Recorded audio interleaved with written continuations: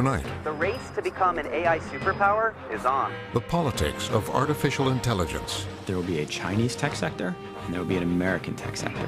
the new tech war, The more data, the better the AI works. So in the age of AI, where data is the new oil, China is the new Saudi Arabia. the future of work, When I increase productivity through automation, jobs go away.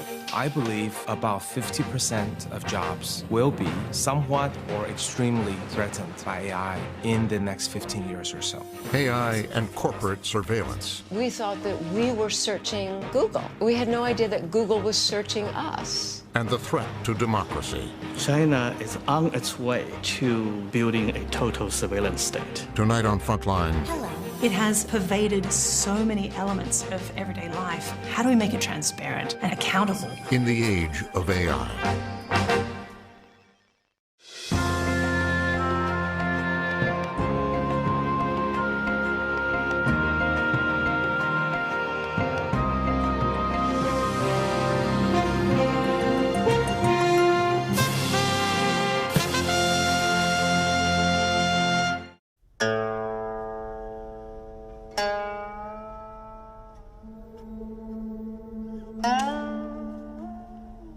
This is the world's most complex board game. There are more possible moves in the game of Go than there are atoms in the universe. Legend has it that in 2300 BCE, Emperor Yao devised it to teach his son discipline, concentration, and balance. And over 4,000 years later, this ancient Chinese game would signal the start of a new industrial age.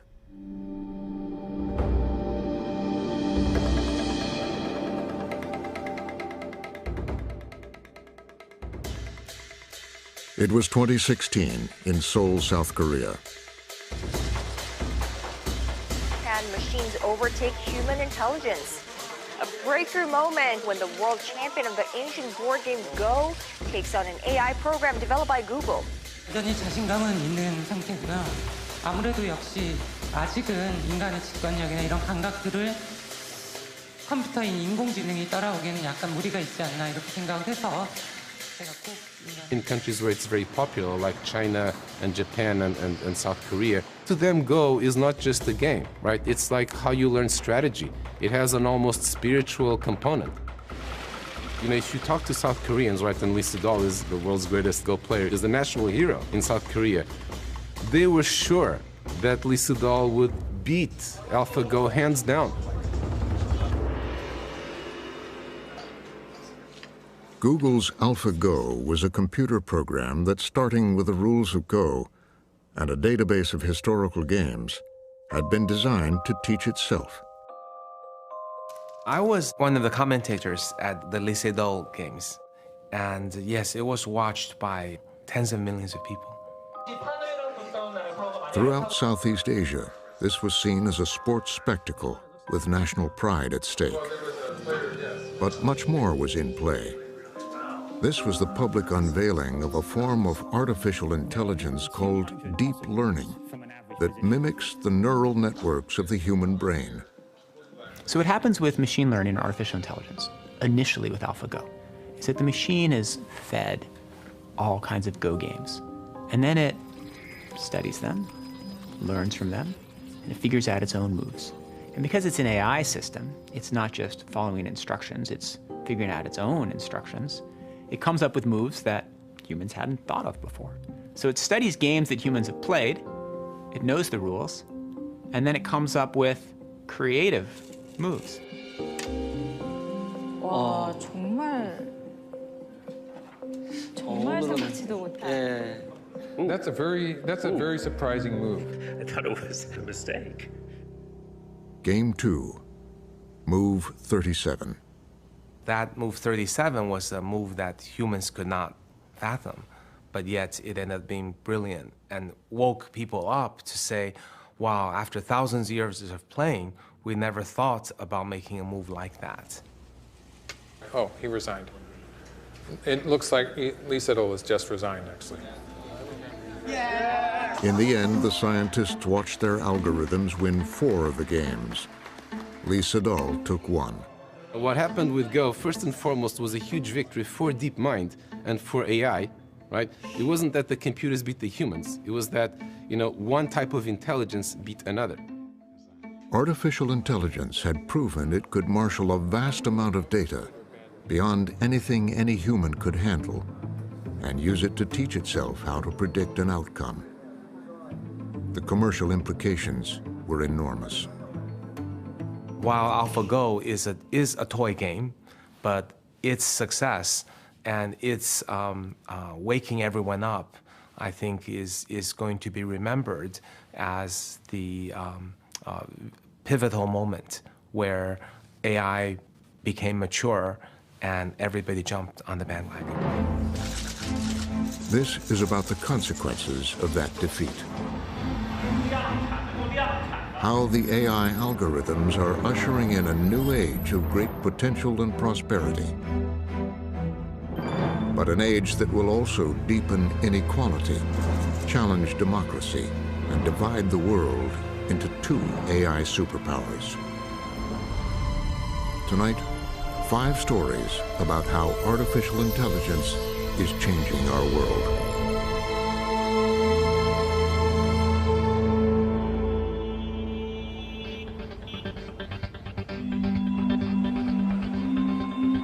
China has decided to chase the AI future. The difference between the internet mindset and the AI mindset. A future made and embraced by a new generation. Well, it's hard not to feel the kind of immense energy and also the obvious fact of the demographics. They're mostly very younger people. So that this clearly is technology which is being generated by a whole new generation. Orville Schell is one of America's foremost China scholars. He first came here 45 years ago. When I first came here in 1975, the Chairman Mao was still alive, the Cultural Revolution was coming on, and there wasn't a single whiff of anything of what you see here. It was unimaginable. In fact, in those years, one very much thought this is the way China is, this is the way it's going to be, and the fact that it has gone through so many different changes since is quite extraordinary. This extraordinary progress goes back to that game of Go. I think that the government recognized that this was a sort of critical thing for the future, and we need to catch up in this, that, we cannot have a foreign company showing us up at our own game, and this is going to be something that is going to be critically important in the future. So, we called it the Sputnik moment for the Chinese government. The Chinese government kind of woke up. As we often say in China, the beginning is the most difficult part. In 2017, Xi Jinping announced the government's bold new plans to an audience of foreign diplomats. China would catch up with the U.S. in artificial intelligence by 2025 and lead the world by 2030. And intensify cooperation in frontier areas such as digital economy, artificial intelligence, nanotechnology, and quantum computing.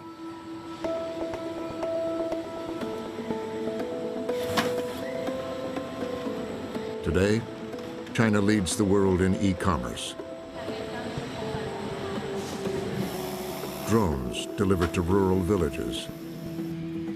And a society that bypassed credit cards now shops in stores without cashiers, where the currency is facial recognition.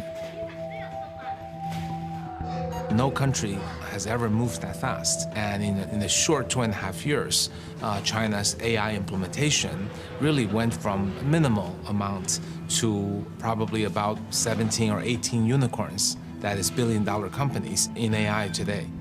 And that progress is hard to believe. The progress was powered by a new generation of ambitious young techs pouring out of Chinese universities, competing with each other for new ideas, and financed by a new cadre of Chinese venture capitalists. This is Sinovation, created by U.S.-educated AI scientist and businessman Kai-Fu Lee. Well, these unicorns, we've got 1, 2, 3, 4, 5, 6 in the general AI area. And unicorn means $1 billion company, a company whose valuation or market capitalization is at $1 billion or higher. I think we put 2 unicorns to show $5 billion or higher. Kai-Fu Lee was born in Taiwan. His parents sent him to high school in Tennessee. His PhD thesis at Carnegie Mellon was on computer speech recognition, which took him to Apple. Well, reality is a step closer to science fiction with Apple Computer's new developed program that allows... And at 31, an early measure of fame. And Kai-Fu Lee, the inventor of Apple's speech recognition technology. Casper copy this to make right 2. Casper paste. Casper 72-point italic outline. He would move on to Microsoft Research in Asia and became the head of Google China. 10 years ago, he started Sinovation in Beijing and began looking for promising startups and AI talent.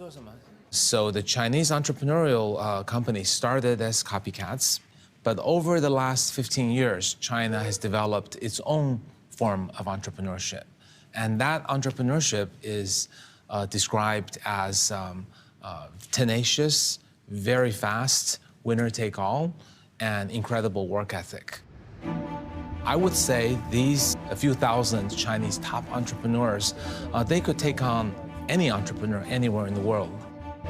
Entrepreneurs like Cao Shudong, the 33-year-old CEO of a new startup called Momenta. This is a ring road around Beijing. The car is driving itself.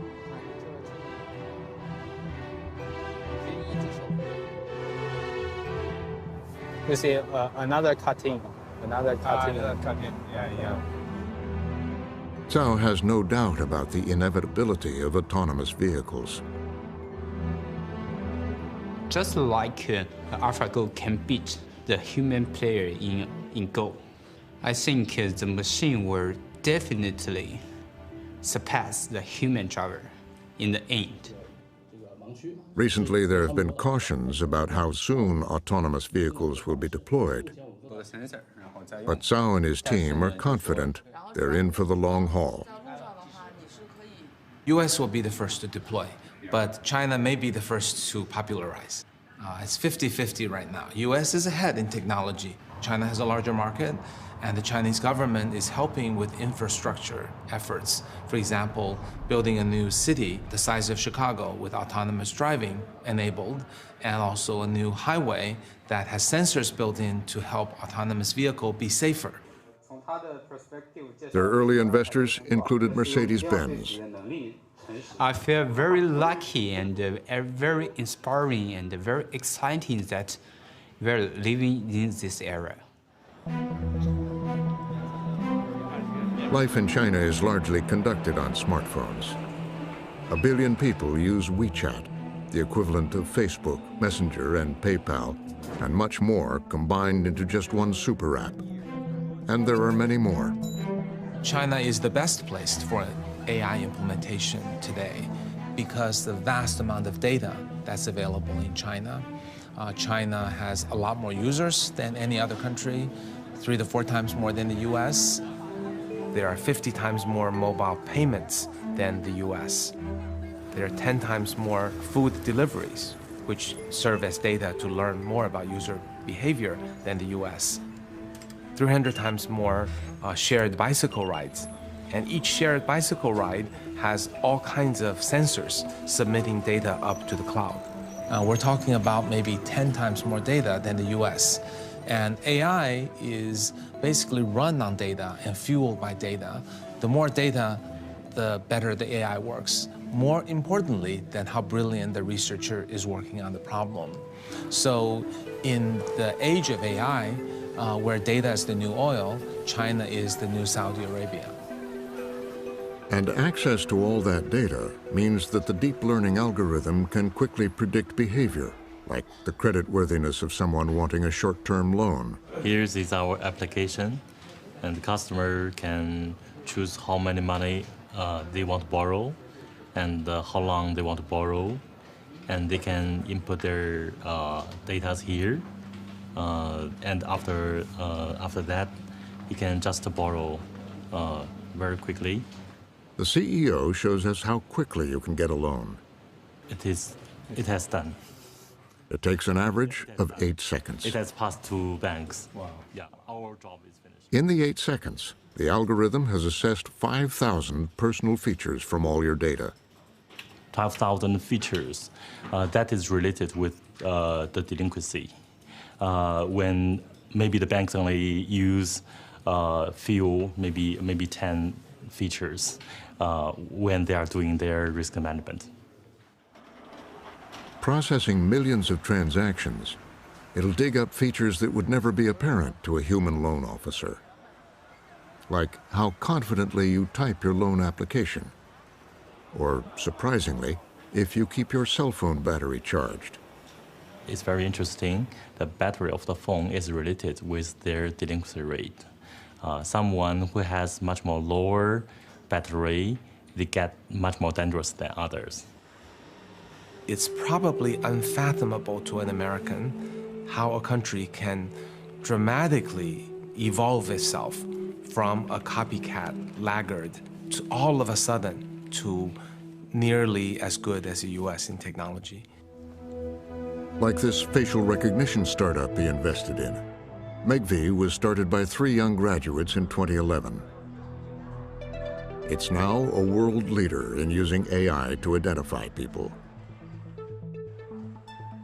It's pretty fast. For example, on the mobile device, we have timed the facial recognition speed. It's actually less than 100 milliseconds. So that's very, very fast.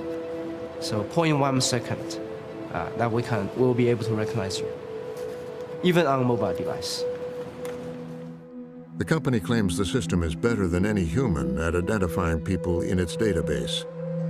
And for those who aren't, it can describe them. Like our director, what he's wearing, and a good guess at his age, missing it by only a few months. We are the first one to really take facial recognition to commercial quality. That's why in Beijing today you can pay for your KFC with a smile. You know, it's not so surprising. We've seen the Chinese companies catching up to the US in technology for a long time. And so if particular effort and attention is paid in a specific sector, it's not so surprising that they would surpass the rest of the world. And facial recognition is one of the first places we've seen that start to happen. It's a technology prized by the government, like this program in Shenzhen to discourage jaywalking. Offenders are shamed in public, and with facial recognition, can be instantly fined. Critics warn that the government and some private companies have been building a national database from dozens of experimental social credit programs. The government wants to integrate all these individual behaviors or corporations' records into some kind of a matrix and compute out a single number or set of number associated with an individual, a citizen, and using that to implement a incentive or punishment system. A high social credit number can be rewarded with discounts on bus fares. A low number can lead to a travel ban. Some say it's very popular with the Chinese public that wants to punish bad behavior. Others see a future that rewards party loyalty and silences criticism. Right now, there is no final system being implemented. And from those experiments, we already see the possibility of what this social credit system can do to individual. It's very powerful, Orwellian-like, and it's extremely troublesome in terms of civil liberty. Every evening in Shanghai, ever-present cameras record the crowds as they surge down to the Bund, the promenade along the banks of the Huangpu River. Once, the great trading houses of Europe came here to do business with the Middle Kingdom. In the last century, they were all shut down by Mao's revolution. But now, in the age of AI, people come here to take in a spectacle that reflects China's remarkable progress and illuminates the great political paradox of capitalism taken root in the communist state. People have called it market Leninism, authoritarian capitalism. We are watching a kind of a Petri dish in which an experiment of, extraordinary importance to the world is being carried out. Whether you can combine these things and get something that's more powerful, that's coherent, that's durable in the world. Whether you can bring together a one-party state with an innovative sector, both economically and technologically innovative, and that's something we thought could not coexist. As China reinvents itself, it has set its sights on leading the world in artificial intelligence by 2030. But that means taking on the world's most innovative AI culture.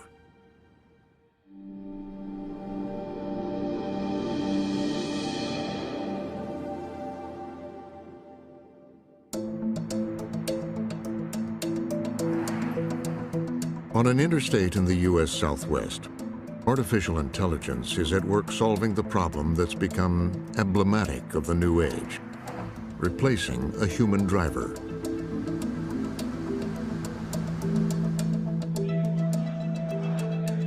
This is the company's CEO, 24-year-old Alex Rodriguez. The more things we build successfully, the less people ask questions about how old you are when you have working trucks. And this is what he's built. Commercial goods are being driven from California to Arizona on Interstate 10. There is a driver in the cab, but he's not driving. It's a path set by a CEO with an unusual CV. Are we ready, Henry? The aim is to score these pucks into the scoring area. So I did competitive robotics starting when I was 11, and I took it very, very seriously. To give you a sense, I won the Robotics World Championships for the first time when I was 13. Been to Worlds 7 times between the ages of 13 and 20-ish. I eventually founded a team, did a lot of work at a very high competitive level. Things looking pretty good. This was a prototype of sorts, from which he has built his multi-million-dollar company. Hadn't built a robot in a while, wanted to get back to it, and felt that this was by far the most exciting piece of robotics technology that was up and coming. A lot of people told us we wouldn't be able to build it, but knew roughly the techniques that you would use. And I was pretty confident that if you put them together, you would get something that worked. Took the summer off, built in my parents' garage a golf cart that could drive itself. That golf cart got the attention of Silicon Valley and the first of several rounds of venture capital.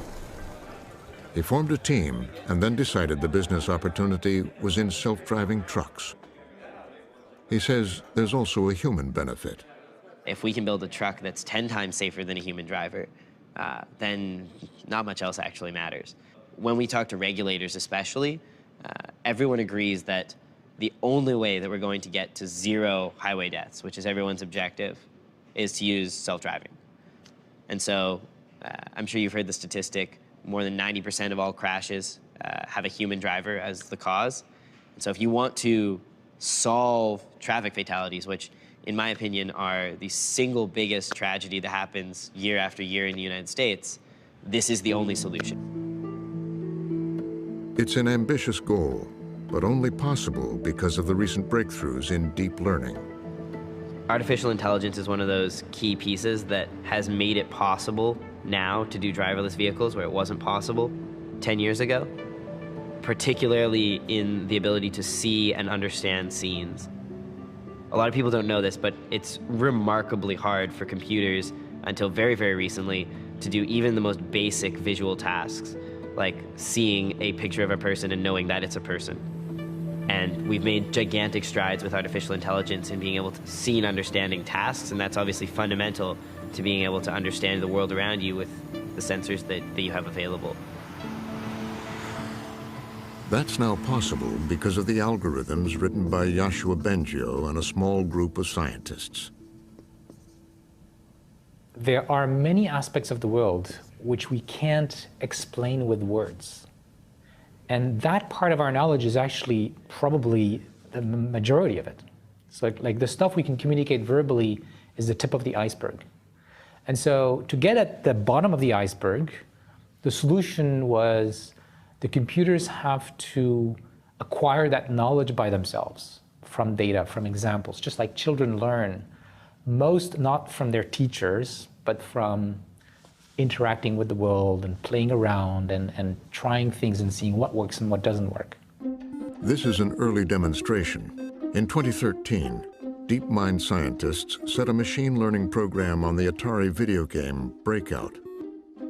The computer was only told the goal, to win the game.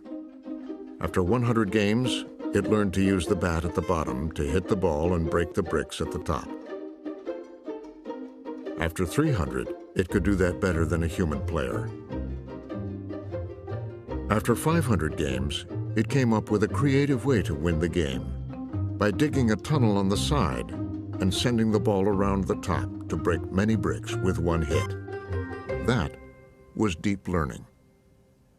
That's the AI program based on learning, really, that has been so successful in the last few years and it wasn't clear 10 years ago that it would work, but it has completely changed the map and is now used in almost every sector of society.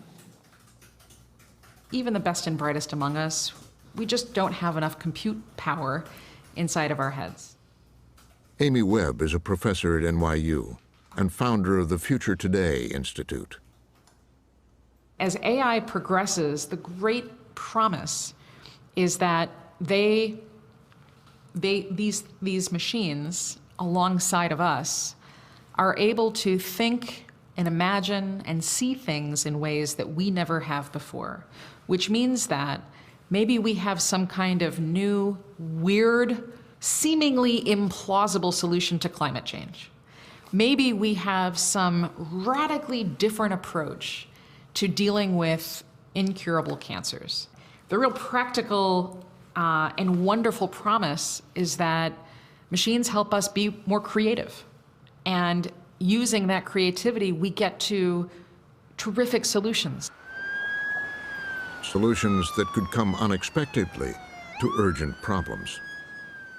It's going to change the face of breast cancer. Right now, 40,000 women in the U.S. alone die from breast cancer every single year. Dr. Connie Lehman is head of the Breast Imaging Center at Massachusetts General Hospital in Boston. We've become so complacent about it, we almost don't think it can really be changed. We somehow think we should put all of our energy into chemotherapies to save women with metastatic breast cancer, and yet, when we find it early, we cure it, and we cure it without having the ravages to the body when we diagnose it late. This shows the progression of a small spot from 1 year to the next, and then to the diagnosis of the small cancer here. This is what happened when a woman who had been diagnosed with breast cancer started to ask questions about why it couldn't have been diagnosed earlier. Really brings a lot of anxiety, and you're asking the questions, am I going to survive? What's going to happen to my son? And I start asking other questions. She was used to asking questions. At MIT's Artificial Intelligence Lab, Professor Regina Barzilay uses deep learning to teach the computer to understand language, as well as read text and data. I was really surprised at the very basic question that I asked my physicians, which were really excellent physicians here at MGH. They couldn't give me answers that I was looking for. She was convinced that if you analyze enough data, from mammograms to diagnostic notes, the computer could predict early-stage conditions. If we fast forward from 2012 to 13 to 2014, we then see when Regina was diagnosed, because of this spot on our mammogram. Is it possible with more elegant computer applications that we might have identified this spot the year before, or even back here? So those are standard prediction problems in machine learning. There is nothing special about them. And to my big surprise, none of the technologies that we are developing at MIT, even in the most simple form, doesn't penetrate the hospital. Regina and Connie began the slow process of getting access to thousands of mammograms and records from MGH's breast imaging program. So our first foray was just to take all of the patients we had at MGH during a period of time who had had breast surgery for a certain type of high-risk lesion. And we found that most of them didn't really need the surgery. They didn't have cancer, but about 10% did have cancer. With Regina's techniques in deep learning and machine learning, we were able to predict the women that truly needed the surgery and separate out those that really could avoid the unnecessary surgery. What machine can do, it can take hundreds of thousands of images where the outcome is known and learn, based on how, pixels are distributed, what are the very unique patterns that correlate highly with future occurrence of the disease. So instead of using human capacity to kind of recognize pattern, formalize pattern, which is inherently limited by our cognitive capacity and how much we can see and remember, we're providing machine with a lot of data and make it learn this prediction. So we are using technology not only to be better at assessing the breast density, but to get more to the point of what we're trying to predict. Does this woman have a cancer now? And will she develop a cancer in 5 years? And that's, again, where the artificial intelligence, machine and deep learning can really help us and our patients. In the age of AI, the algorithms are transporting us into a universe of vast potential and transforming almost every aspect of human endeavor and experience. Andrew McAfee is a research scientist at MIT who co-authored The Second Machine Age. The great compliment that a songwriter gives another one is, gosh, I wish I'd written that one. The great compliment a geek gives another one is, wow, I wish I had drawn that graph. So I wish I had drawn this graph. The graph uses a formula to show human development and growth since 2000 BCE. The state of human civilization is not very advanced, and it's not getting better very quickly at all. And this is true for thousands and thousands of years. When we formed empires and empires got overturned, when we tried democracy, when we invented zero and mathematics and fundamental discoveries about the universe, big deal. The numbers don't change very much. What's weird is that the numbers change essentially in the blink of an eye at one point in time, and it goes from really horizontal, unchanging, uninteresting to holy Toledo, crazy vertical. And then the question is, what on earth happened to cause that change? And the answer is the Industrial Revolution. There were other things that happened, but really what fundamentally happened is we overcame the limitations of our muscle power. Something equally interesting is happening right now. We are overcoming the limitations of our minds. We're not getting rid of them, we're not making them unnecessary, but holy cow, can we leverage them and amplify them now? You have to be a huge pessimist not to find that profoundly good news. I really do think the world has entered a new era. Artificial intelligence holds so much promise, but it's going to reshape every aspect of the economy, so many aspects of our lives, because AI is a little bit like electricity. Everybody's going to use it. Every company is going to be incorporating AI, integrating it into what they do. Governments are going to be using it. Nonprofit organizations are going to be using it. It's going to create all kinds of benefits in ways large and small, and challenges for us as well. The challenges, the benefits. The autonomous truck represents both as it maneuvers into the marketplace. The engineers are confident that, in spite of questions about when this will happen, they can get it working safely sooner than most people realize. I think that you will see the first vehicles operating with no one inside them moving freight in the next few years, And then you're going to see that expanding to more freight, more geographies, more weather over time as that capability builds up. We're talking like less than half a decade. He already has a Fortune 500 company as a client, shipping appliances across the Southwest. He says the sales pitch is straightforward. They spend hundreds of millions of dollars a year shipping parts around the country.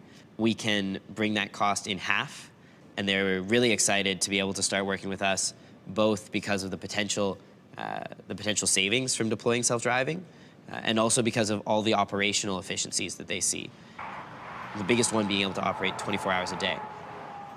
So right now, human drivers are limited to 11 hours by federal law, and a driverless truck obviously wouldn't have that limitation.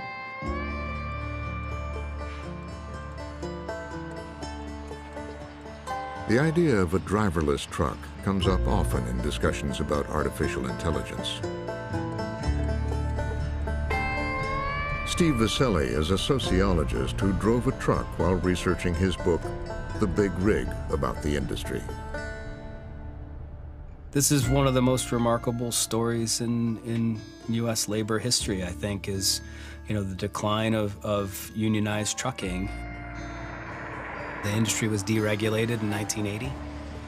And at that time, truck drivers were earning the equivalent of over $100,000 in today's dollars. And today, the typical truck driver will earn a little over $40,000 a year. And I think it's an important part of the automation story, right? Why are they so afraid of automation? Because we've had 4 decades of rising inequality in wages. And if anybody is going to take it on the chin from automation in the trucking industry, the first in line is going to be the driver, without a doubt. For his research, Viscelli tracked down truckers and their families like Sean and Hope Cumby of Beaverton, Michigan. Hey, Hope. I'm Steve Viscelli. Hi, Steve. Nice to meet you. Great to meet you, too. Thanks. And their son, Charlie. This is Daddy, me, Daddy, and Mommy. But Daddy's not here. Sean Cumby's truck has broken down in Tennessee. Hope, who drove a truck herself, knows the business well. We made $150,000, right, in a year. That sounds great, right? That's like good money. We paid $100,000 in fuel. Okay, so right there, now I made $50,000. But I didn't really, because, you get an oil change every month, so it's $300 a month. You still have to do all the maintenance. We had a motor blowout, right? $13,000. Right? I know. I mean, I choke up a little just thinking about it, because it was $13,000, and we were off work for 2 weeks. So by the end of the year, with that $150,000, by the end of the year, we'd made about $22,000. In a truck stop in Tennessee, Sean has been sidelined waiting for a new part. The garage owner is letting him stay in the truck to save money.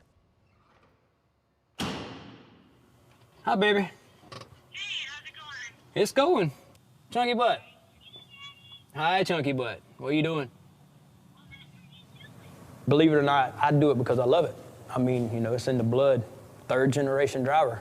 And my granddaddy told me a long time ago, when I was probably 11, 12 years old, probably, he said, the world meets nobody halfway. Nobody. He said, if you want it, you have to earn it. And that's what I do every day. I live by that creed, and I've lived by that since it was told to me. So if you're down for a week in a truck, you still have to pay your bills. I have enough money in my checking account at all times to pay a month's worth of bills. That does not include my food. That doesn't include field trips for my son's school. My son and I just went to our yearly doctor appointment. I took money out of my son's piggy bank to pay for it, because it's not scheduled in. It's not something that you can, afford. I mean, like when, sorry. It's okay.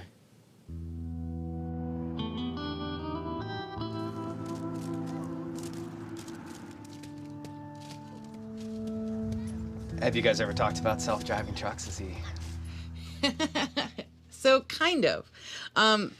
I asked him once, you know, and he laughed so hard. He's no way will they ever have a truck that can drive itself. It's kind of interesting when you think about it. You know, they're putting all this new technology into things, but, you know, it's still man-made, and man, you know, does make mistakes. I really don't see it being a problem with the industry because, one, you still got to have a driver in it because I don't see it doing city. I don't see it doing, you know, main things. I don't see it backing into a dock. I don't see the automation part, you know, doing maybe the box trailer side, you know, I can see that, but not stuff like I do. So I really ain't worried about the automation of trucks. How near of a future is it? Yeah, self-driving. So some companies are already operating. Embark, for instance, it's one that has been doing driverless trucks on the interstate in what's called exit-to-exit self-driving, and they're currently running real freight. Really? On I-10. Shower guest 100. Your shower is now ready. Over time, it has become harder and harder for veteran independent drivers like the Cumbies to make a living. They've been replaced by younger, less experienced drivers. So the trucking industry's $740 billion a year, and again, in many of these operations, labor's a third of that cost. By my estimate, I think we're in the range of 300,000 or so jobs in the foreseeable future that could be automated to some significant extent.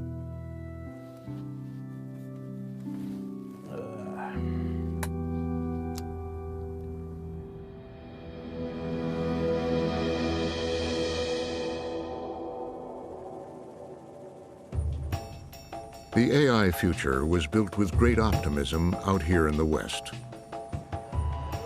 In 2018, many of the people who invented it gathered in San Francisco to celebrate the 25th anniversary of the industry magazine. Howdy, welcome to Wired 25.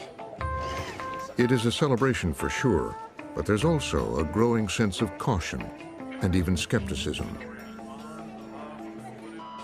We're having a really good weekend here. Nick Thompson is editor-in-chief of Wired.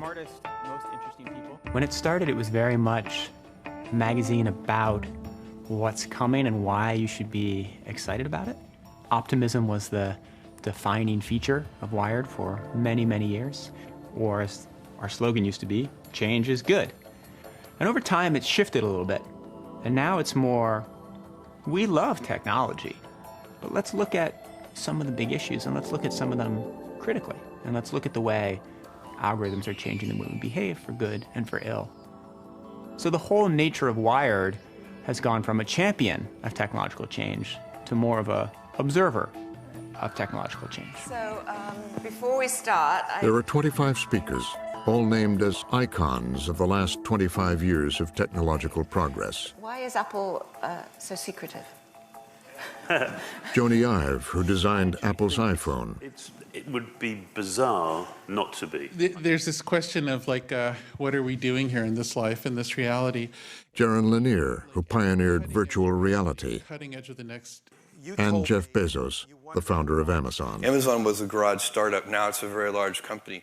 Two kids in a dorm. His message is, all will be well in the new world.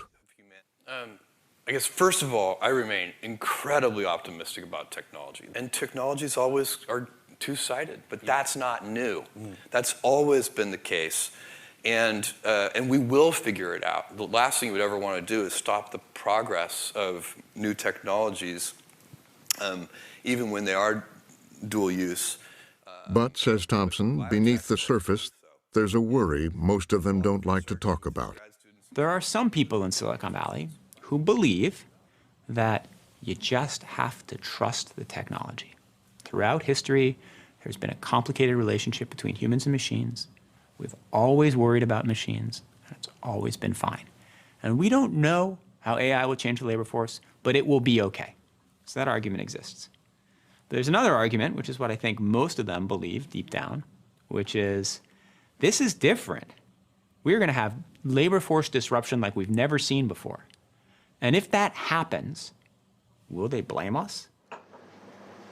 There is, however, one of the Wired 25 icons willing to take on the issue. On stage, Kai-Fu Lee dispenses with one common fear. Well, I think there's so many myths out there. I think one myth is that because AI is so good at a single task, that one day we'll wake up and we'll all be enslaved or forced to plug our brains to the AI. But it is nowhere close to displacing humans. But in interviews around the event and beyond, he takes a decidedly contrarian position on AI and job loss. The AI giants want to paint a rosier picture because they're happily making money. So I think they prefer not to talk about the negative side. I believe about 50% of jobs will be somewhat or extremely threatened by AI in the next 15 years or so. Kai-Fu Lee also makes a great deal of money from AI. What separates him from most of his colleagues is that he's frank about its downside. Yes, we've made about 40 investments in AI.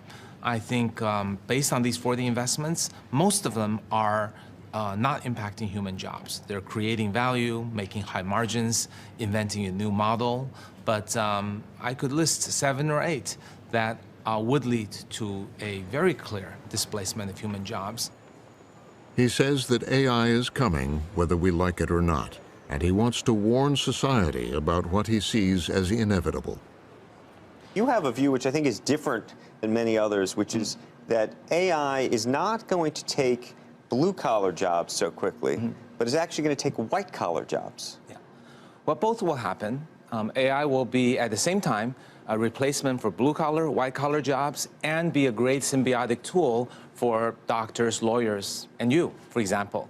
But the white-collar jobs are easier to take because they're a pure quantitative analytical process. Let's say reporters, traders, telemarketing, telesales, customer service. Analysts?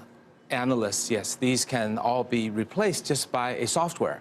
To do blue collar, some of the work requires, hand-eye coordination, things that machines are not yet good enough to do. Today, there are many people who are ringing the alarm. Oh my God, what are we going to do? Half the jobs are going away. I believe that's true. But here's the missing fact. I've done the research on this, and if you go back 20, 30, or 40 years ago, you will find that 50% of the jobs that people performed back then are gone today. Where are all the telephone operators, bowling pin setters, elevator operators? They used to have seas of secretaries in corporations that have now been eliminated, travel agents. You can just go through field after field after field. That same pattern has recurred many times throughout history with each new wave of automation.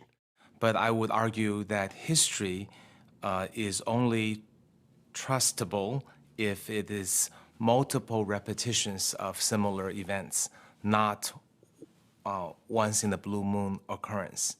So over the history of many tech inventions, most are small things. Only maybe 3 are at the magnitude of AI revolution.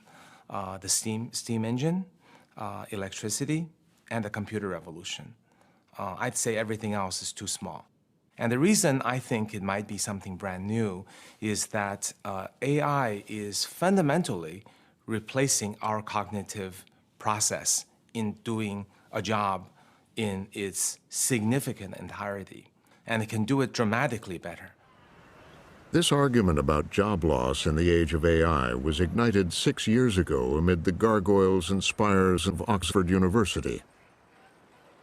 2 researchers had been poring through U.S. labor statistics, identifying jobs that could be vulnerable to AI automation. Well, vulnerable to automation in the context that we discussed 5 years ago now essentially meant that those jobs are potentially automatable over an unspecified number of years. And the figure we came up with was 47%. 47%. That number quickly traveled the world in headlines and news bulletins. But authors Carl Frey and Michael Osborne offered a caution. They can't predict how many jobs will be lost or how quickly. But Frey believes that there are lessons in history. And what worries me the most is that there is actually one episode that looks quite familiar to today, which is the British Industrial Revolution, where wages didn't grow for 9 decades, and a lot of people actually saw living standards decline as technology progressed. Saginaw, Michigan knows about decline in living standards. Harry Cripps, an auto worker and a local union president, has witnessed what 40 years of automation can do to a town. You know, we're one of the cities in the country that I think we were left behind in this recovery. And I don't know how we get on the bandwagon now. Once this was the UAW hall for one local union. Now, with falling membership, it's shared by 5 locals. Rudy didn't get his yet. This day, it's the center for a Christmas food drive. Even in a growth economy, unemployment here is near 6%. Poverty in Saginaw Steve, you got one more coming. is over 30%. Okay. Our factory has about 1.9 million square feet. Back in the 70s, that 1.9 million square feet had about 7,500 UAW automotive workers making middle-class wage with decent benefits and able to send their kids to college and do all the things that the middle-class family should be able to do. Our factory today, with automation, would probably be about 700 United Auto Workers. That's a dramatic change. A lot of union brothers used to work there, buddy. Yeah, TRW plant. That was unfortunate. Delphi, looks like they're starting to tear it down now. Wow. Automation is definitely taking away a lot of jobs. Robots, I don't know how they buy cars. I don't know how they buy sandwiches. I don't know how they go to the grocery store. They definitely don't pay taxes with search the infrastructure. So you don't have the sheriffs and the police and the firemen and anybody else that supports the city is gone because there's no tax base. Robots don't pay taxes. The average personal income in Saginaw is $16,000 a year. A lot of the families that I work with here in the community, both parents are working. They're working 2 jobs. Mainly it's the wages, you know, people not making a decent wage to be able to support a family. Like back in the day, my dad even worked at the plant. My mom stayed home, raised the children, and that give us opportunity to put food on the table and things of that nature. And them times are gone. If you look at this graph of what's been happening to America since the end of World War II, you see a line for our productivity, and our productivity gets better over time. It used to be the case that our pay, our income, would increase in lockstep with those productivity increases. The weird part about this graph is how the income has decoupled, is not going up the same way that productivity is anymore. As automation has taken over, workers are either laid off or left with less skilled jobs for less pay, while productivity goes up. There are still plenty of factories in America. We are a manufacturing powerhouse. But if you go walk around an American factory, you do not see long lines of people doing repetitive manual labor. You see a whole lot of automation. If you go upstairs in that factory and look at the payroll department, you see 1 or 2 people looking into a screen all day. So the activity is still there, but the number of jobs is very, very low because of automation and tech progress. Now, dealing with that challenge and figuring out what the next generation of the American middle class should be doing is a really important challenge, because I'm pretty confident that we are never again going to have this large, stable, prosperous middle class doing routine work. Evidence of how AI is likely to bring accelerated change to the U.S. workforce can be found not far from Saginaw. This is the U.S. headquarters for one of the world's largest builders of industrial robots, a Japanese-owned company called Fanuc Robotics. We've been producing robots for well over 35 years, and you can imagine over the years they've changed quite a bit. We're utilizing the artificial intelligence to really make the robots easier to use and be able to handle a broader spectrum of opportunities. We see a huge growth potential in robotics. And we see that growth potential as being really, there's 90% of the market left. The industry says optimistically that with that growth, they can create more jobs. Even if there were 5 people on a job, and we reduced that down to 2 people because we automated some level of it, we might produce 2 times more parts than we did before because we automated it. So now there might be the need for 2 more fork truck drivers or 2 more quality inspection personnel. So although we reduce some of the people, we grow in other areas as we produce more things. When I increase productivity through automation, I lose jobs. Jobs go away, and I don't care what the robot manufacturers say. You aren't replacing those 10 production people that robot is now doing that job with 10 people.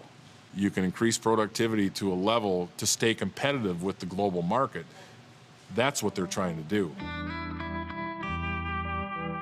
In the popular telling, blame for widespread job loss has been aimed overseas at what's called offshoring.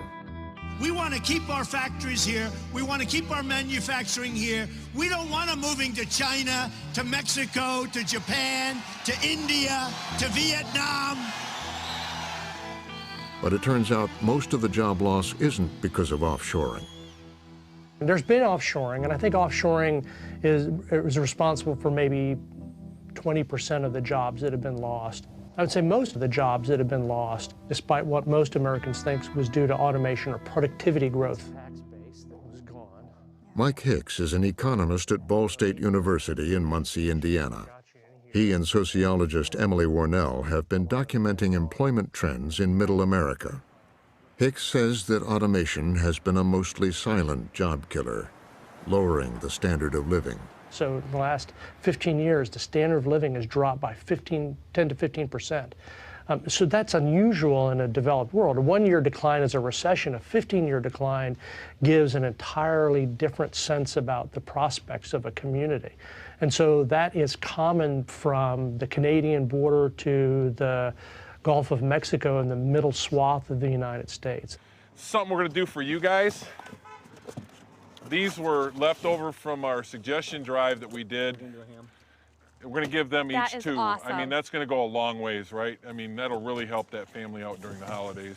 Yes, well, with the kids home from school, the families have 3 meals a day that they got to put on the table, so it's going to make a big difference. So, thank you guys. You're this welcome. is wonderful. Let them know Merry Christmas on behalf of us here at the local, okay? Absolutely. You guys are just amazing. Thank you. And please tell all the workers how grateful these families will be. We will. I mean, this is not a small problem. The need is so great. And I can tell you that it's all races, it's all income classes that you might think someone might be from, but I can tell you that when you see it and you deliver this type of gift to somebody who is in need, just the gratitude that they show you is incredible.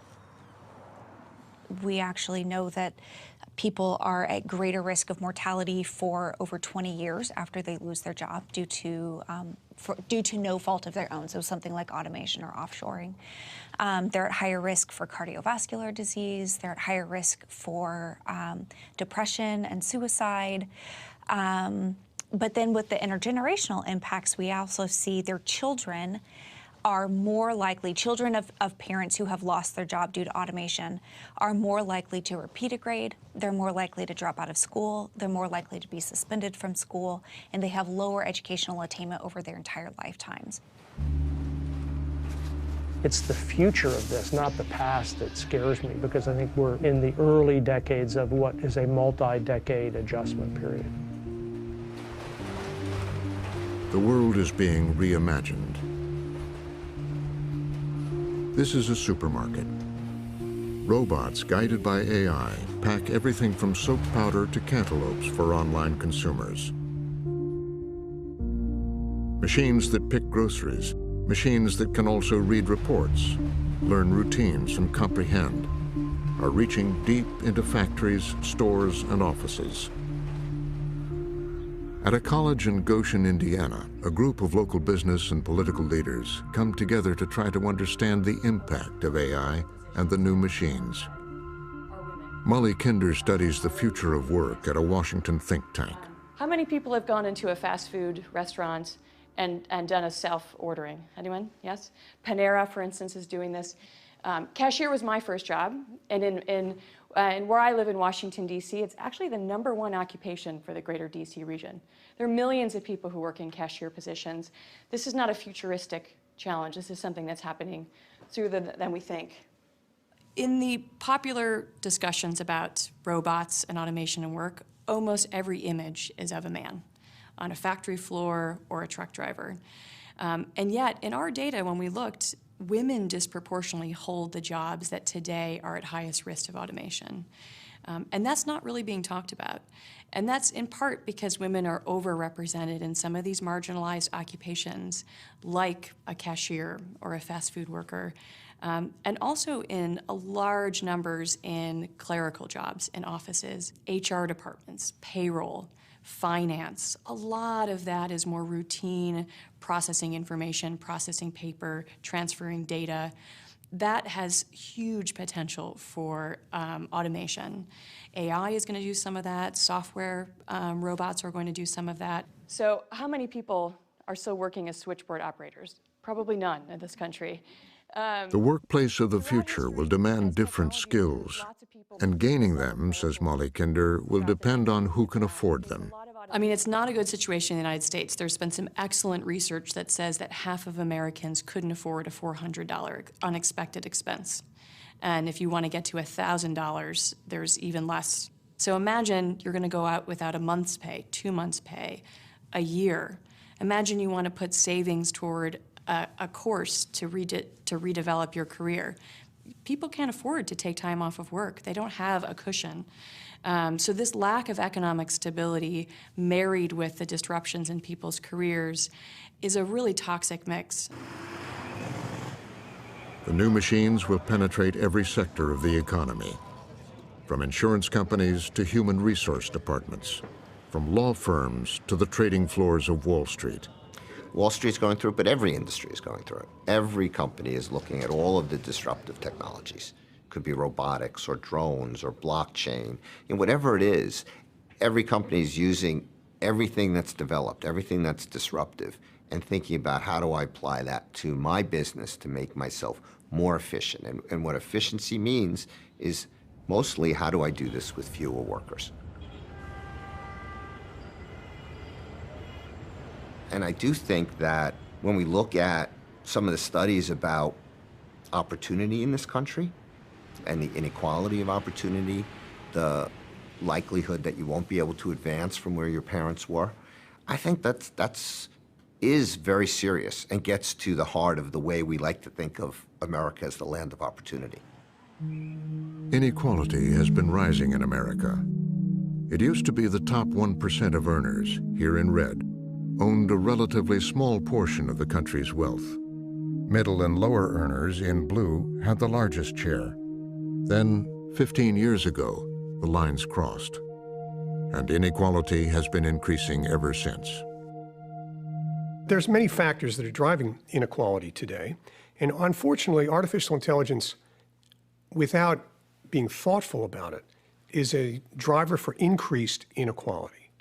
Because it's a form of automation, and automation is the substitution of capital for labor. And when you do that, the people with the capital win. So Karl Marx was right. It's a struggle between capital and labor. And with artificial intelligence, we're putting our finger on the scale on the side of capital, and how we wish to distribute the benefits, the economic benefits that will create, is going to be a major moral consideration for society over the next several decades. This is really an outgrowth of the increasing gaps of haves and have-nots. The wealthy getting wealthier, the poor getting poorer.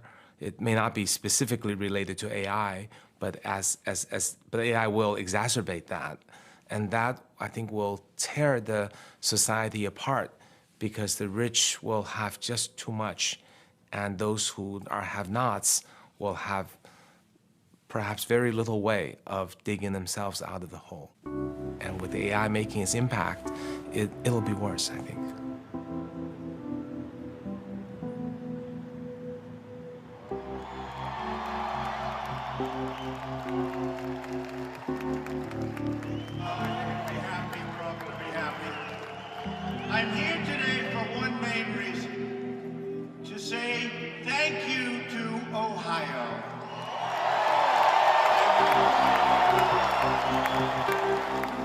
I think the Trump vote was a protest. I mean, that for whatever reason, whatever the hot button was that, you know, that really hit home with these Americans that voted for him, it was a protest vote. And they didn't like the direction things were going.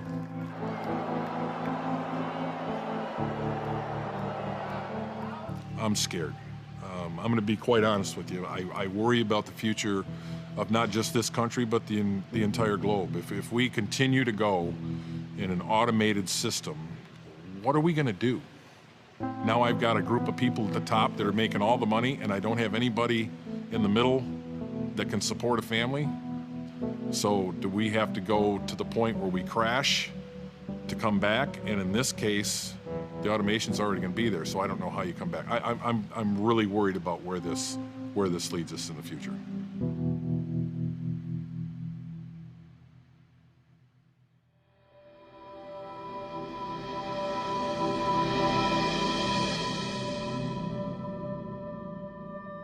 The future is largely being shaped by a few hugely successful tech companies. They're constantly buying up successful smaller companies and recruiting talent. Between the US and China, they employ a great majority of the leading AI researchers and scientists. In the course of amassing such power, they've also become among the richest companies in the world. AI really is the ultimate tool of wealth creation. Think about the massive data that Facebook has on user preferences and how it can very smartly target an ad that you might buy something and get a much bigger cut that a smaller company couldn't do. Same with Google, same with Amazon. So AI is a set of tools that helps you maximize an objective function. And that objective function initially will simply be make more money. And it is how these companies make that money and how their algorithms reach deeper and deeper into our work, our daily lives, and our democracy that makes many people increasingly uncomfortable. Pedro Domingos wrote the book, The Master Algorithm. Everywhere you go, you generate a cloud of data. You're trailing data. Everything that you do is producing data. And then there are computers looking at that data that are learning, and these computers are essentially trying to serve you better. They're trying to personalize things to you. They're trying to adapt the world to you. So on the one hand, this is great because the world will get adapted to you without you even having to explicitly adapt it. There's also a danger because the entities and the companies that are in control of those algorithms don't necessarily have the same goals as you. And this is where I think people need to be aware of what's going on so they can have more control over it. You know, we came into this new world thinking that we were users of social media. It didn't occur to us that social media was actually using us. We thought that we were searching Google. We had no idea that Google was searching us. Shoshana Zuboff is a Harvard Business School professor emerita. In 1988, she wrote a definitive book called In the Age of the Smart Machine. For the last 7 years, she has worked on a new book, making the case that we have now entered a new phase of the economy, which she calls surveillance capitalism. So famously, industrial capitalism claimed nature, innocent rivers and meadows and forests and so forth, for the market dynamic to be reborn as real estate, as land that could be sold and purchased. Industrial capitalism claimed work for the market dynamic to be reborn as labor that could be sold and purchased. Now here comes surveillance capitalism, following this pattern, but with a dark and startling twist. What surveillance capitalism claims is private human experience. Private human experience is claimed as a free source of raw material, fabricated into predictions of human behavior. And it turns out that there are a lot of businesses that really want to know what we will do now, soon, and later. Like most people, Alastair McTaggart had no idea about this new surveillance business until one evening in 2015. I had a conversation with a fellow who's an engineer, and I was just talking to him one night at dinner at a cocktail party. And there had been something in the press that day about privacy in the paper, and I remember asking him, he worked for Google, what's the big deal about why are people so worked up about it? And I thought it was going to be one of those conversations like with, if you ever ask an airline pilot, should I be worried about flying? And they say, oh, the most dangerous part is coming to the airport, in the car. And he said, oh, you'd be horrified if you knew how much we knew about you. And I remember that kind of stuck in my head because it was not what I expected. That question would change his life. A successful California real estate developer, McTaggart began researching the new business model. What I've learned since is that their entire business is learning as much about you as they can. Everything about your thoughts and your desires and your dreams and who your friends are and what you're thinking, what your private thoughts are. And with that, that's true power. And so I think I didn't know that at the time. Their entire business is basically mining the data of your life. Shoshana Zuboff had been doing her own research.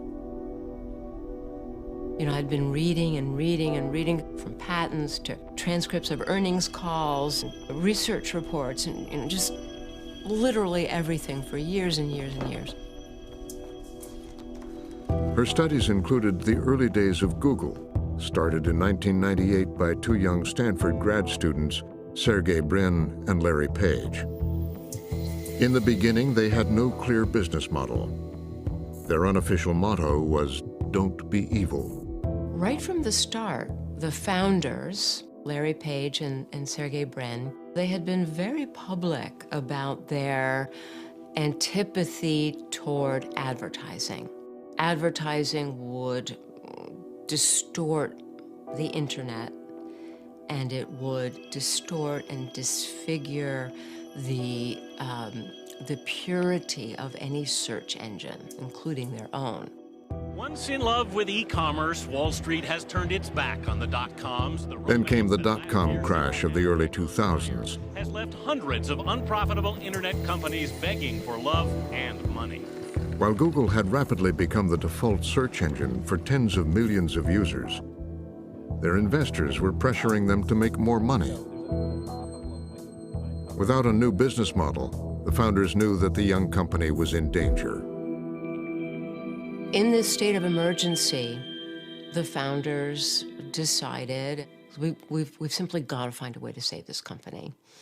And so parallel to this were another set of discoveries where it turns out that whenever we search or whenever we browse, we're leaving behind traces, digital traces of our behavior. And those traces back in these days were called digital exhaust. They realized how valuable this data could be by applying machine learning algorithms to predict users' interests.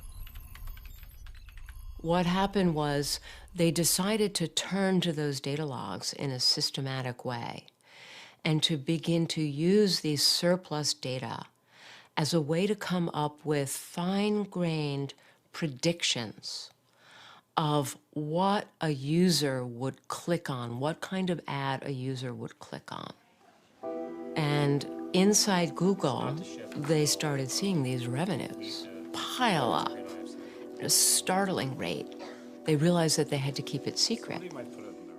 They didn't want anyone to know how much money they were making or how they were making it, because users had no idea that these extra behavioral data that told so much about them, was just out there, and now it was being used to predict their future. When Google's IPO took place just a few years later, the company had a market capitalization of around $23 billion. Google's stock was now as valuable as General Motors. And it was only when Google went public in 2004 that the numbers were released. And it's at that point that we learned that between the year 2000, in the year 2004, Google's revenue line increased by 3,590%. Let's talk a little bit about information and search and how people consume it. By 2010, the CEO of Google, Eric Schmidt, would tell The Atlantic magazine, is we don't need you to type at all, because we know where you are, with your permission. We know where you've been, with your permission. We can more or less guess what you're thinking about. Now, is that over the line? Eric Schmidt and Google declined to be interviewed for this program. Google's new business model for predicting users' profiles had migrated to other companies, particularly Facebook. Roger McNamee was an early investor and advisor to Facebook. He's now a critic and wrote a book about the company. He says he's concerned about how widely companies like Facebook and Google have been casting the net for data. And then they realized, wait a minute, there's all this data in the economy we don't have. So they went to credit card processors and credit rating services and said, we want to buy your data.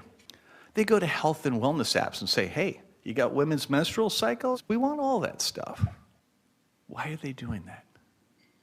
They're doing that because behavioral prediction is about taking uncertainty out of life. Advertising and marketing are all about uncertainty. You never really know who's going to buy your product. Until now. We have to recognize that we gave technology a place in our lives that it had not earned.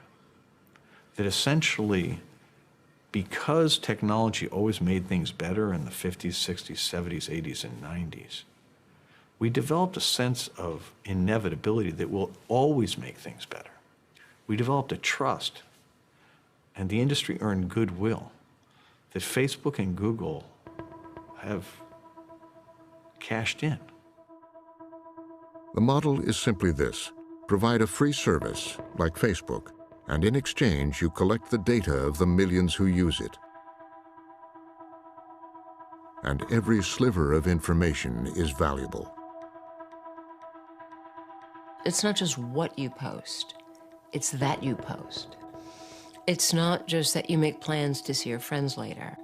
It's whether you say, I'll see you later, or I'll see you at 6:45.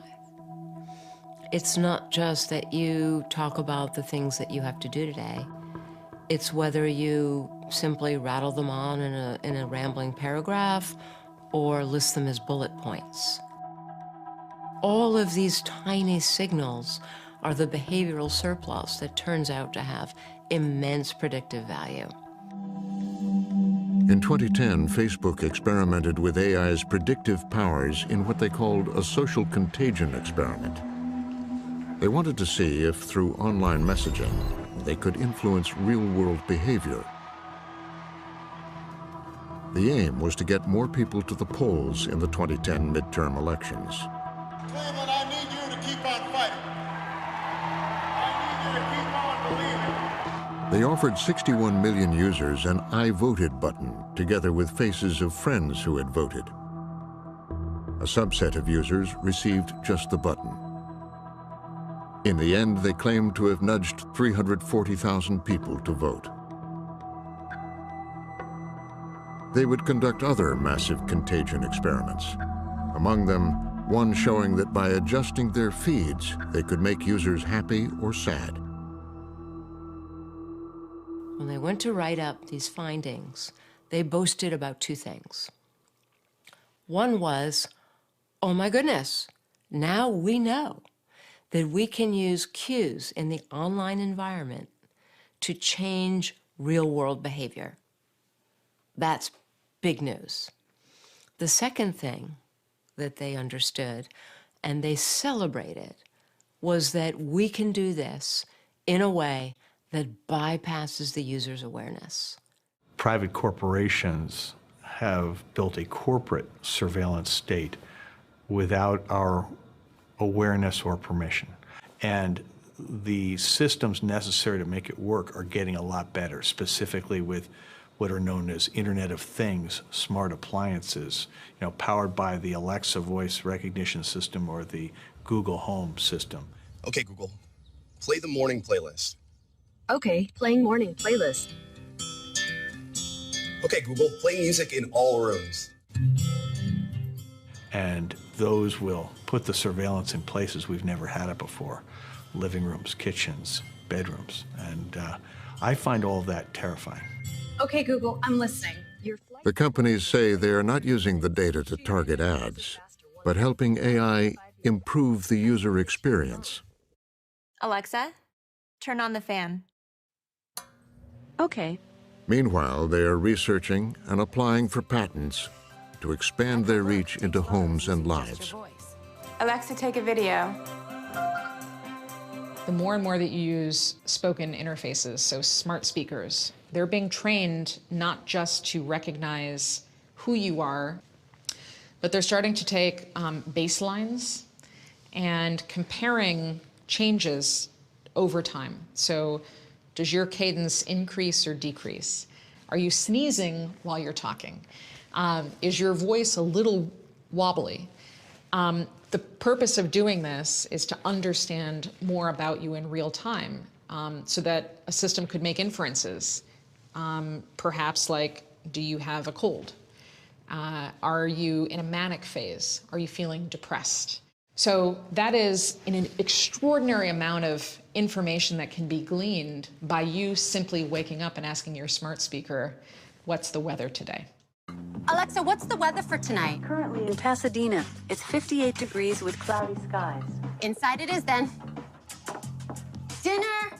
The point is that this is the same micro-behavioral targeting that is directed toward individuals based on intimate, detailed understanding of personalities.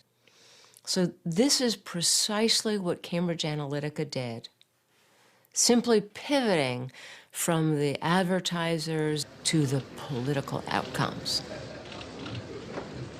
The Cambridge Analytica scandal of 2018 engulfed Facebook, forcing Mark Zuckerberg to appear before Congress to explain how the data of up to 87 million Facebook users had been harvested by a political consulting company based in the UK. The purpose was to target and manipulate voters in the 2016 presidential campaign, as well as the Brexit referendum. Cambridge Analytica had been largely funded by conservative hedge fund billionaire Robert Mercer. And now we know that any billionaire with enough money who can buy the data, buy the machine intelligence capabilities, buy the skilled data scientists, they too can commandeer the public and infect and infiltrate and upend our democracy with the same methodologies that surveillance capitalism uses every single day. We didn't take a broad enough view of our responsibility, and that was a big mistake. And it was my mistake, and I'm sorry. Zuckerberg has apologized for numerous violations of privacy, and his company was recently fined $5 billion by the Federal Trade Commission. He has said Facebook will now make data protection a priority, and the company has suspended tens of thousands of third-party apps from its platform as a result of an internal investigation. I wish I could say that after Cambridge Analytica, we've learned our lesson and that everything will be much better after that, but I'm afraid the opposite is true. In some ways, Cambridge Analytica was using tools that were 10 years old. It was really, in some ways, old school first wave data science. What we're looking at now with current tools in machine learning is the ability for manipulation, both in terms of elections and opinions, but more broadly, just how information travels. That is a much bigger problem and certainly much more serious than what we face with Cambridge Analytica. AI pioneer Yoshua Bengio also has concerns about how his algorithms are being used. So the AIs are tools, and they will serve the people who control those tools. If those people's interests go against the values of democracy, then democracy is in danger. So I believe that scientists who contribute to science, when that science can or will have an impact on society, those scientists have a responsibility. It's a little bit like the physicists of around the Second World War who rose up to tell the governments, wait, nuclear power can be dangerous and nuclear war can be really, really destructive. And today, the equivalent of the physicists of the 40s and 50s and 60s are the computer scientists who are doing machine learning and AI. One person who wanted to do something about the dangers was not a computer scientist, but an ordinary citizen. Alistair McTaggart was alarmed. Voting is, for me, the most alarming one. If less than 100,000 votes separated the last two candidates in the last presidential election in 3 states, this is not... He began a solitary campaign. This is not a very difficult problem. They're talking about convincing a relatively tiny fraction of the voters in a handful of states to either come out and vote or stay home. And remember, these companies know everybody intimately. They know who's a racist, who's a misogynist, who's a homophobe, who's a conspiracy theorist. They know the lazy people and the gullible people. They have access to the greatest trove of personal information that's ever been assembled. They have the world's best data scientists. And they have essentially a frictionless way of communicating with you. This is power. McTaggart started a signature drive for a California ballot initiative for a law to give consumers control of their digital data. In all, he would spend $4 million of his own money in an effort to rein in the Goliaths of Silicon Valley. Google, Facebook, AT&T, and Comcast all opposed his initiative. I'll tell you I was scared. Fear of looking like a world-class idiot. The market cap of all the firms arrayed against me was over $6 trillion. He needed 500,000 signatures to get his initiative on the ballot. He got well over 600,000. Polls showed 80% approval for a privacy law. That made the politicians in Sacramento pay attention. So McTaggart decided that because he was holding a strong hand, it was worth negotiating with them. And if AB 375 passes by tomorrow and is signed into law by the governor, we will withdraw the initiative. Our deadline to do so is tomorrow at 5. At the very last moment, a new law was rushed to the floor of the State House. Take their seats, please. Mr. Secretary, please call the roll. The voting starts. Allen, aye. And the first guy, I think, was a Republican, and he voted for it. And everybody had said the Republicans won't vote for it because it has this private right of action where consumers can sue. And the guy in the Senate, he calls the name. Aye Roth, aye Skinner, aye Stern, aye Stone.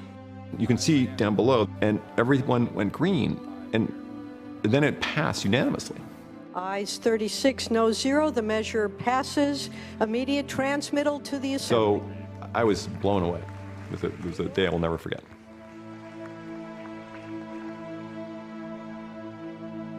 So in January next year, you as a Californian resident will have the right to go to any company and say, what have you collected on me in the last 12 months? What of my personal information do you have? So that's the first right. It's the right of, we call that the right to know. The second is the right to say no. And that's the right to go to any company and click a button on any page where they're collecting your information and say, do not sell my information. More importantly, we require that they honor what's called a third-party opt-out. You will click once in your browser, don't sell my information, and it will then send the signal to every single website that you visit, don't sell this person's information. And that's going to have a huge impact on the spread of your information across the internet. The tech companies had been publicly cautious, but privately alarmed about regulation. Then one tech giant came on board in support of McTaggart's efforts. I find the reaction among other tech companies to, at this point, be pretty much all over the place. Some people are saying, you're right to raise this, these are good ideas. Some people say, we're not sure these are good ideas, but you're right to raise it. And some people are saying, we don't want regulation. And so, we have conversations with people where we point out that the auto industry is better because there are safety standards. Pharmaceuticals, even food products, all of these industries are better because the public has confidence in the products, in part because of a mixture of responsible companies and responsible regulation. But the lobbyists for big tech have been working the corridors in Washington. They're looking for a more lenient national privacy standard, one that could perhaps override the California law and others like it. But while hearings are held and antitrust legislation threatened, the problem is that AI has already spread so far into our lives and work. Well, it's in healthcare, it's in education, it's in criminal justice, it's in the experience of shopping as you walk down the street. It has pervaded so many elements of everyday life, and in a way that in many cases is completely opaque to people. While we can see a phone and look at it and we know that there's some AI technology behind it, many of us don't know that when we go for a job interview and we sit down and we have a conversation that we're being filmed and that our micro expressions are being analysed by hiring companies, or that if you're in the criminal justice system, that there are risk assessment algorithms that are deciding your risk number, which could determine whether or not you receive bail or not. These are systems which in many cases are hidden in the back end of our sort of social institutions. And so one of the big challenges we have is how do we make that more apparent? How do we make it transparent? And how do we make it accountable? For a very long time, we have felt like, as humans, as Americans, we have full agency in determining our own futures. What we read, what we see, we're in charge. What Cambridge Analytica taught us, and what Facebook continues to teach us, is that we don't have agency. We're not in charge. This is machines that are automating some of our skills, but have made decisions about who we are. And they're using that information to tell others the story of us.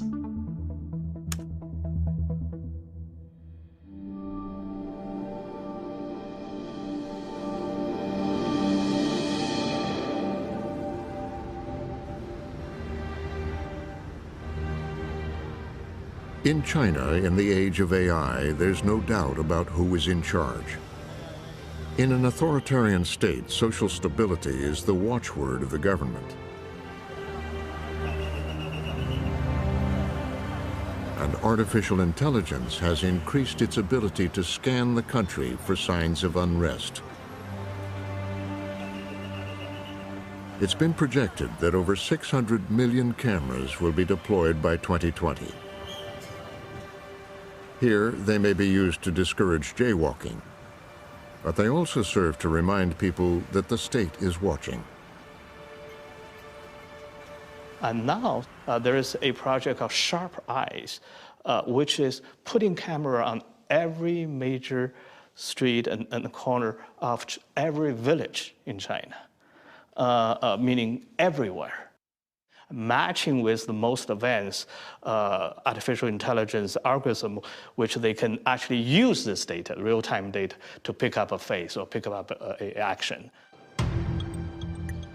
Frequent security expos feature companies like Megvii and its facial recognition technology. They show off cameras with AI that can track cars and identify individuals by face, or just by the way they walk. The place is just filled with these screens where you can see the computers are actually reading people's faces and trying to digest that data and basically track and identify who each person is. And it's incredible to see so many, because just 2 or 3 years ago, we hardly saw that kind of thing. So a big part of it is government spending. And so the technology has really taken off, and a lot of companies have started to sort of glom onto this idea that this is the future. China is on its way to building a total surveillance state. And this is the test lab for the surveillance state. Here in the far northwest of China is the autonomous region of Xinjiang. Of the 25 million people who live here, almost half are a Muslim, Turkic-speaking people called the Uyghurs. In 2009, tensions with local Han Chinese led to protests and then riots in the capital, Urumqi.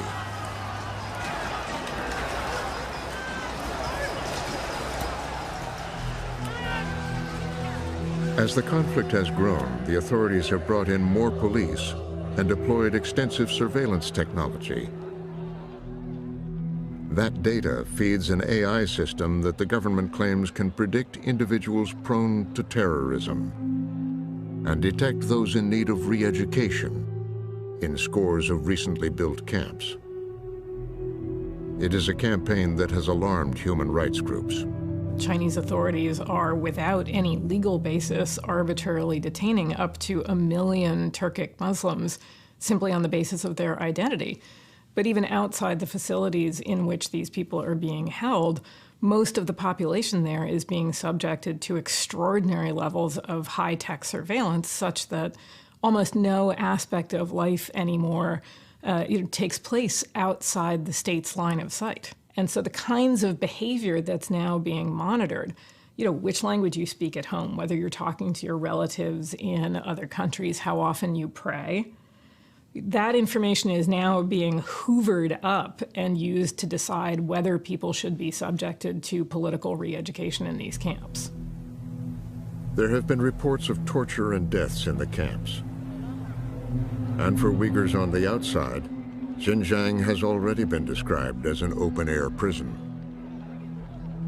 Trying to have a normal life as Uyghur is impossible both inside and outside of China. Just imagine, while you're on your way to work, police subject you to scan your ID, forcing you to lift your chin, while machines take your photo and you wait until you find out if you can go. Imagine police take your phone and run data scan and force you to install compulsory software, allowing your calls and messages to be monitored. Imagine at the Nuri Turkal, a lawyer and a prominent Uyghur activist, addresses a demonstration in Washington, D.C. Many among the Uyghur diaspora have lost all contact with their families back home. Turkal warns that this dystopian deployment of new technology is a demonstration project for authoritarian regimes around the world. They have barcodes on somebody's home doors to identify what kind of citizen that he is. What we're talking about is a collective punishment of an ethnic group. Not only that, the Chinese government has been promoting its methods, its technology, it is to other countries, namely Pakistan, Venezuela, Sudan, and others, to utilize to squelch political resentment or prevent a political upheaval in their various societies. China has a grand scheme to spread its technology and influence around the world. Launched in 2013, it started along the old Silk Road out of Xinjiang and now goes far beyond. It's called the Belt and Road Initiative. So effectively, what the Belt and Road is China's attempt to, via spending and investment, project its influence all over the world. And we see, massive infrastructure projects going in places like Pakistan and in Venezuela and Ecuador and Bolivia, all over the world, Argentina, in America's backyard, in Africa. Africa's been a huge place. And what the Belt and Road ultimately does is it attempts to kind of create a political leverage for the Chinese spending campaign all over the globe. Like Xi Jinping's 2018 visit to Senegal, where Chinese contractors had just built a new stadium, arranged loans for a new infrastructure development, and, said the Foreign Ministry, there would be help maintaining social stability. As China comes into these countries and provides these loans, what you end up with is Chinese technology being sold and built out by Chinese companies in these countries. We've started to see it already in terms of surveillance systems, not the kind of high-level AI stuff yet, but lower-level camera-based, manual sort of observation type things all over. You see it in Cambodia, you see it in Ecuador, you see it in Venezuela. And what they do is they sell a dam, sell some other stuff, and they say, by the way, we can give you these camera systems and for your emergency response, and it'll cost you $300 million, and we'll build a ton of cameras, and we'll build you a kind of a main center where you have police who can watch these cameras. And that's going in all over the world already.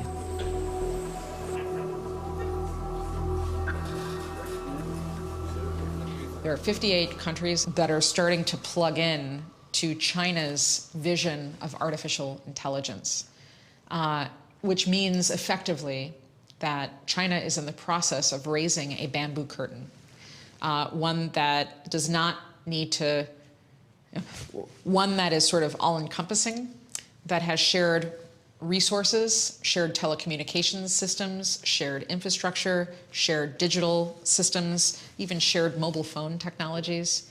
That is quickly going up all around the world to the exclusion of us in the West. Well, one of the things I worry about the most is that the world is going to split in two, and that there will be a Chinese tech sector and there will be an American tech sector.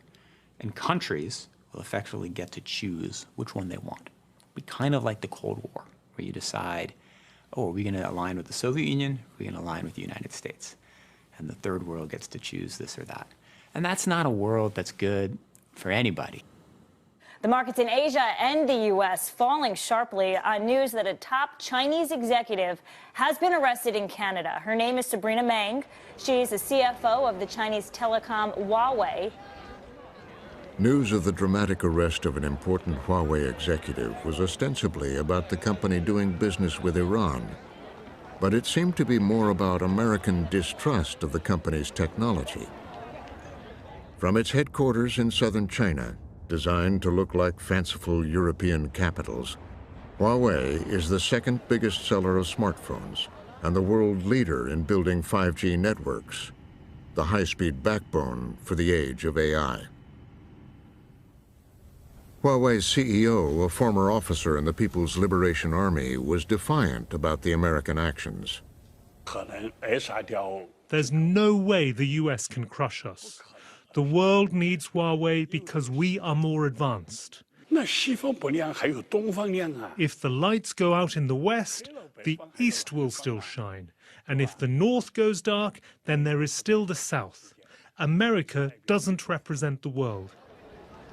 The US government fears that as Huawei supplies countries around the world with 5G, the Chinese government could have backdoor access to their equipment. Recently, the CEO promised complete transparency into the company's software, but US authorities are not convinced. Nothing in China exists free and clear of the party state. Those companies can only exist and prosper at the sufferance of the party. And it's made very explicit that when the party needs them, they either have to respond or they will be dethroned. So this is the challenge with a company like Huawei. So Huawei, Ren Zhengfei, the head of Huawei, he can say, well, we're just a private company and we don't take orders from the Communist Party. Well, maybe they haven't yet. But what the Pentagon sees, the National Intelligence Council sees, and what the FBI sees is, well, maybe not yet. But when the call comes, everybody knows what the company's response will be. The U.S. Commerce Department has recently blacklisted 8 companies for doing business with government agencies in Xinjiang, claiming they are aiding in the repression of the Muslim minority. Among the companies is Megvii. They have strongly objected to the blacklist, saying that it's a misunderstanding of our company and our technology.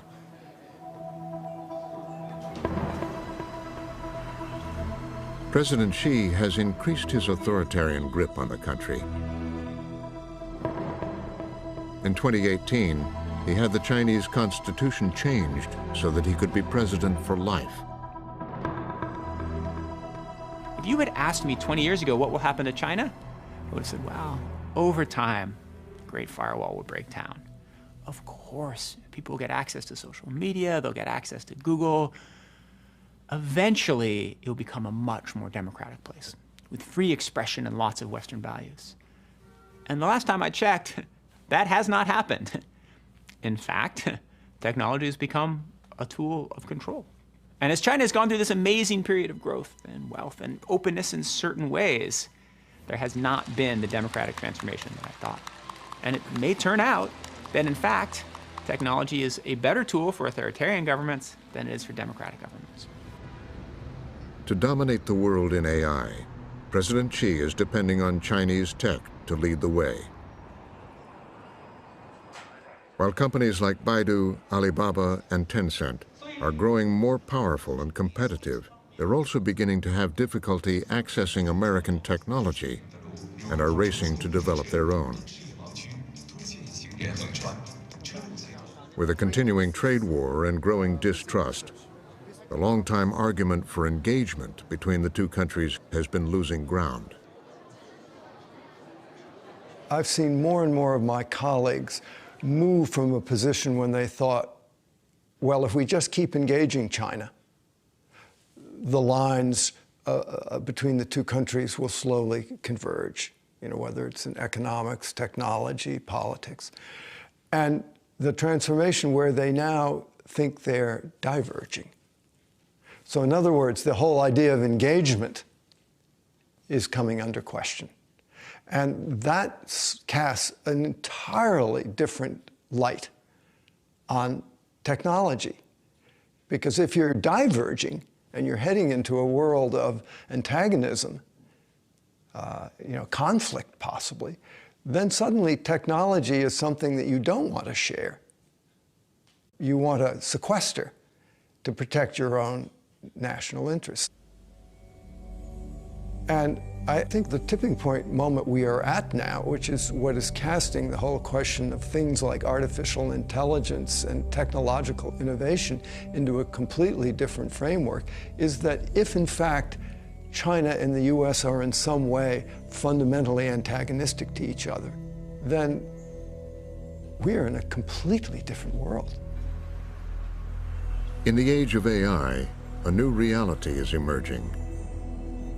That with so much accumulated investment and intellectual power, the world is already dominated by just two AI superpowers. That's the premise of a new book written by Kai-Fu Lee. Hi, I'm Kai-Fu. Dr. Lee. Hi. So nice to meet you. Chili, nice to meet you. Look at all these dog ears. I love that. You like that? But I don't like you didn't buy the book. You borrowed it. I couldn't find it. Oh, really? Yeah. And you're coming to my talk? Of course. Oh, hi. I did my homework, I'm telling you. Oh my goodness, thank you. Laurie, can you get this gentleman a book? In his book and in life, the computer scientist come venture capitalist walks a careful path. Criticism of the Chinese government is avoided, while capitalist success is celebrated. Electrical engineering. Sure, yeah. send me the resume. Okay, thanks. Now, with the rise of the two superpowers, he wants to warn the world of what's coming. Are you the new leaders? If we're not the new leaders, we're pretty close. Thank you very much. Thanks.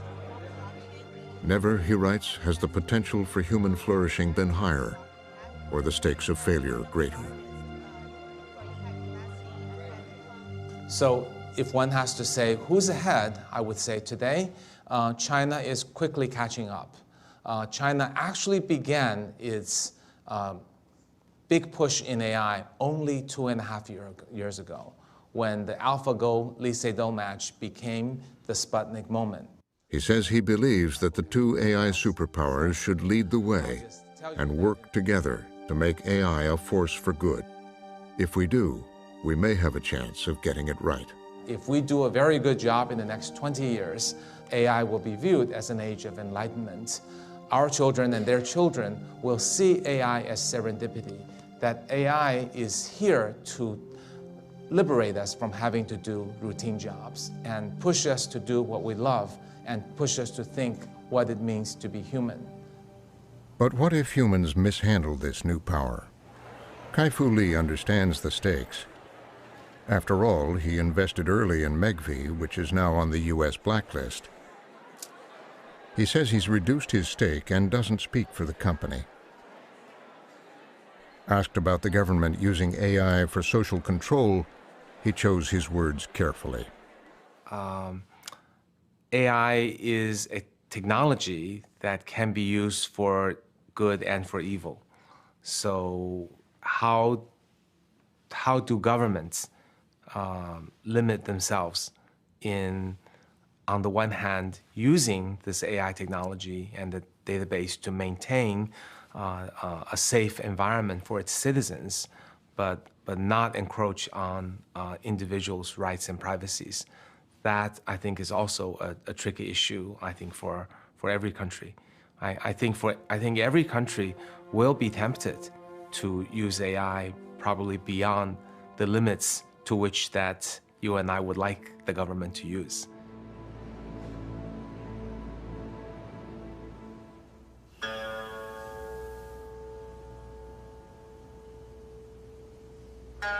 Emperor Yao devised the game of Go to teach his son discipline, concentration, and balance. Over 4,000 years later, in the age of AI, those words still resonate with one of its architects. So AI can be used in many ways that are very beneficial for society. But the current use of AI isn't necessarily aligned with the goals of building a better society, unfortunately. But we could change that. In 2016, a game of Go gave us a glimpse of the future of artificial intelligence. Since then, it has become clear that we will need a careful strategy to harness this new and awesome power. I do think that democracy is threatened by the progress of these tools unless we improve our social norms and we increase the collective wisdom at the planet level to deal with that increased power. I'm hoping that my concerns are not founded, but the stakes are so high that I don't think we should take these concerns lightly. I don't think we can play with those possibilities and just race ahead without thinking about the potential outcomes.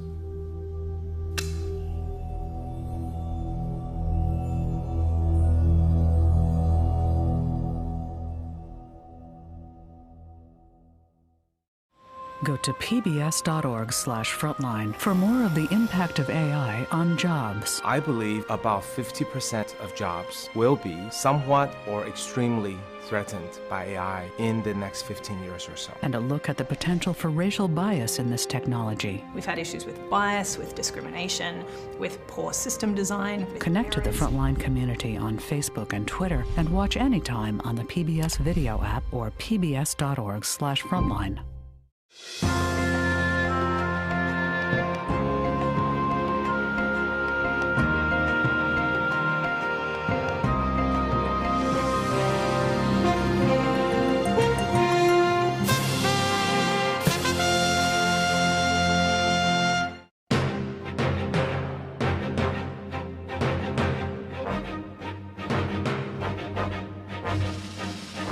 For more on this and other Frontline programs, visit our website at pbs.org/frontline.